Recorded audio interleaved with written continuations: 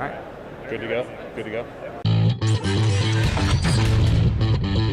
How's it going, everybody? This is Nate Swanner with Android Authority. I'm here with my friend Peter Schmitz, who is a glass explorer and has forgotten this is a developers conference. He's a little overdressed.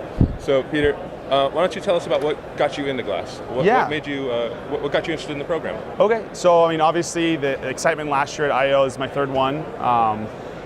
So just seeing the applications that they utilized last year, in very much the sports world of diving out of a blimp, doing the BMX on top of the roof. It's, I think that was something to very much send up some fireworks and create that excitement around it. So after that, we all rushed outside. There's a big, long kind of booth over there of, all right, if you're interested in grass, obviously everyone is, come over and check it out. And we basically had to fill out these surveys. So it asked you kind of what industry you're in, what you were looking to develop glass on, and then based on those answers, it said, thanks for your interest, we'll get in contact when you're ready, or here is your Glass Explorer number. We got these glass laser etched kind of cubes. Right. And then, basically we're told in the next year we're gonna be sending out order forms. It's gonna be about $1,500, and we're excited to have you. There's infinite applications, and I'm just, as you mentioned, one of 2,000 explorers, all with their own ideas, all with their own sets of dreams and hopes, and I'm just, I feel privileged and I feel very honored to be a part of that program and included. So.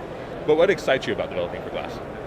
I think it's just the whole concept of, as Larry mentioned during his keynote yesterday, creating a place where you can just start testing and not have to worry about boundaries. I think glass has obviously a lot of feedback right now around it, whether it's positive or negative, whether people have used it or not, whether they're in the tech industry or out. And I think just being able to be a part of such a supportive community, the glass people that work here, Sarah Price, Timothy Jordan, Steve Lee, Isabel, the main designer, I mean, they're all here to help us, and they need our help in turn, right? I mean, we're the ones making the apps besides the major labels, and the thing that I'm most excited to develop on is just, as with all applications that I'm working on right now, I'm just excited for someone to have that light bulb moment when they use my app. Being able to kind of see that smile when they do just have to look up and ask for an ingredient, transition or change to ounces to cups, or they look in their fridge and they can just be looking at things, listing them off, kind of peering around, and when they get those recipes, be like, oh, I didn't even think I could make that. And I think just those aha moments with any new platform is just going through and seeing people use your product, getting the feedback, working with them to help them. I mean, that's what apps are here to do, right? This is the app on the phone. Not what you're seeing on glass. Not what I'm seeing on glass, that is correct. Okay. This is also similar to the interface that is their HTML5 portal online. So it has these cards, it has them all laid out. So as you can see, it has device info where it lists your current version, your battery level, et cetera, et cetera. As you scroll down, you have your device location, awesome feature. You start scrolling through your 10 contacts. Oh, sorry about that. So you can pick 10 contacts that you can initiate communications with. You can respond to anyone emailing or calling you, but to begin with, for the program, you basically get a circle of 10 friends that I can hang out with from the glass. I can, whatever it is. So yeah, those are listed there.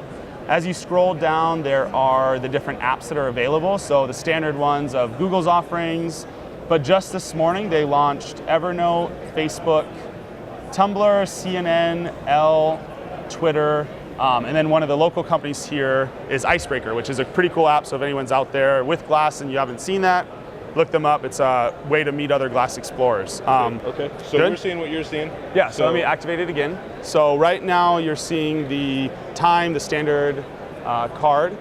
As I swipe through backwards, this whole part of the side of the head's a touch screen, or not touch screen, touchpad. It works best when you tap kind of near your temple in the middle, but again, the whole thing is. So right now it's the weather, I can change where I am, it's geolocation, or I can look up one.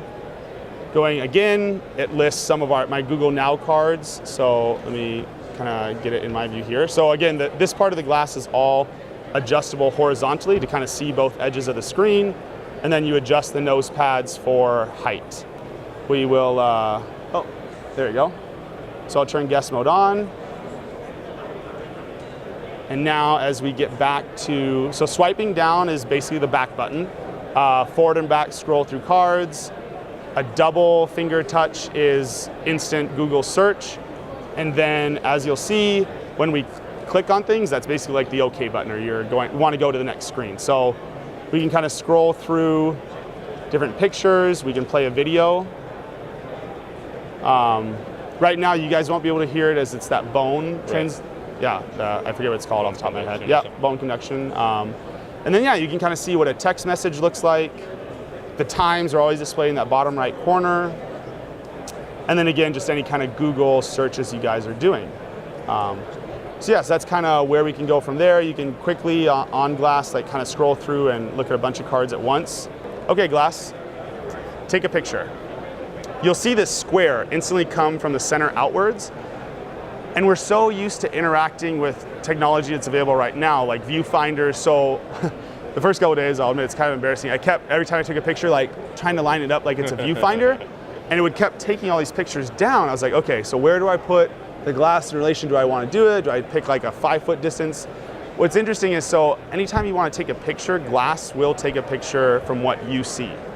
It's really meant to say, okay, Glass, take a picture. And for me to just look at you and not even pay attention.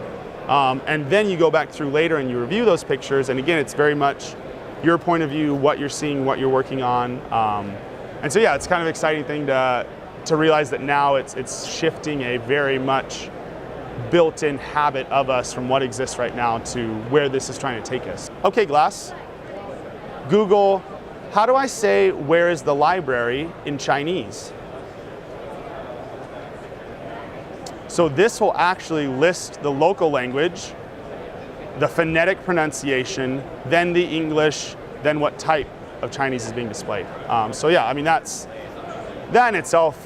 So I speak Thai and Italian, and I've done a lot of business over in Southeast Asia, and just being able to, because over there is a new currency, language, people, culture, food, every more or less what states are to us there, being able to translate and eventually, probably translating on the fly is such a powerful tool. So would you mind if we tried it on? Oh, I would be offended if you didn't. Okay. Go for it. So I do have the feature that knows when it's on a head or not.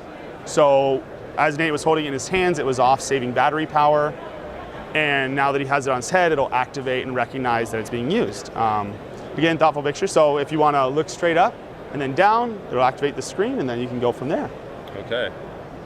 Well, thank you for meeting with us. Oh, of course, my pleasure. First impressions of Glass are it's actually pretty cool. Didn't expect it to be this kind of cool. So now that Peter has effectively given me his glass, I think it's time to sign off. So thanks, everyone.